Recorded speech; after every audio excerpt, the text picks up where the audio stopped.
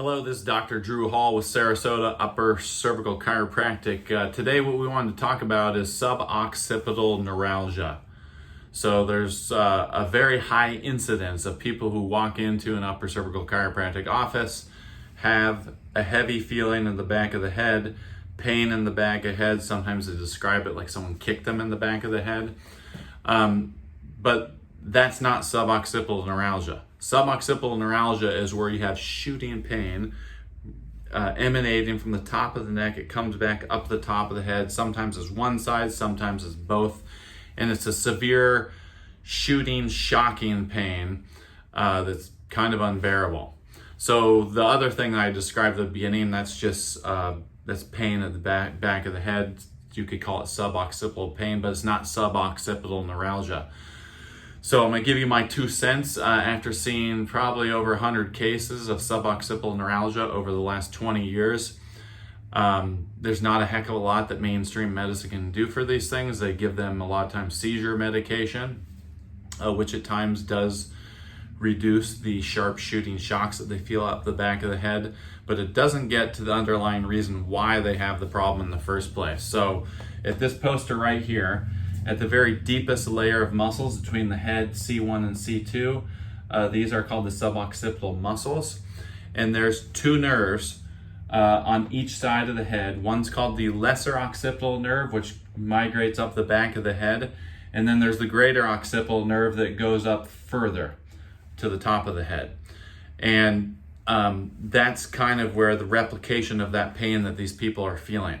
Now, in my opinion, these suboccipital muscles overlie those lesser and greater suboccipital nerves. And when the person has a spinal trauma, and it could have been 5 years prior to the onset of suboccipital neuralgia, but when you have an upper neck misalignment, this deepest layer of muscles becomes tight. Sometimes it can be on one side, sometimes it can be on the both. And when that happens, those muscles can entrap, actually physically entrap or put pressure on this lesser and greater suboccipital nerve. And that can be the underlying reason that nerve is irritated. And when it's irritated, it's sending those shock type pains that these people are experiencing. So what we found in our office is by running tests to determine whether they have a problem in the upper neck here, whether one of those vertebrae are out of position and impacting the cord.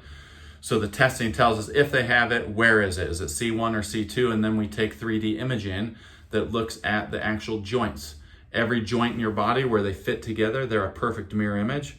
So if that upper neck vertebra is locked out of position, if we look at the head joint and the C1 joint, we can see the outer joint margin and see, is it even? Is it off like this? Or is it under like this?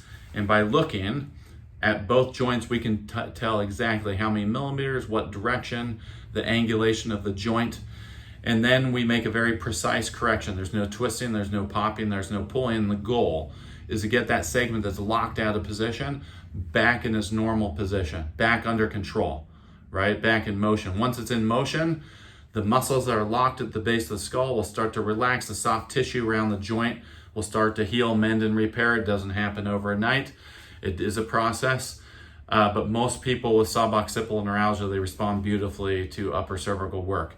Now, if you're one of the people that's kind of in that other category that I talked about, where you don't get the sharp shooting pain in the back of the head, but you feel heavy, you can't think straight, you feel like your head weighs 3 times more than it should, you feel like you got a 2x4 stuck between your head and the neck, it's the same mechanism that I'm talking about, but for whatever reason, those people, those lesser and greater occipital nerves aren't producing those same shock. But if you feel heavy in the back of the head, you have pressure in the back of the head, it's all connected to the same thing, this upper cervical misalignment.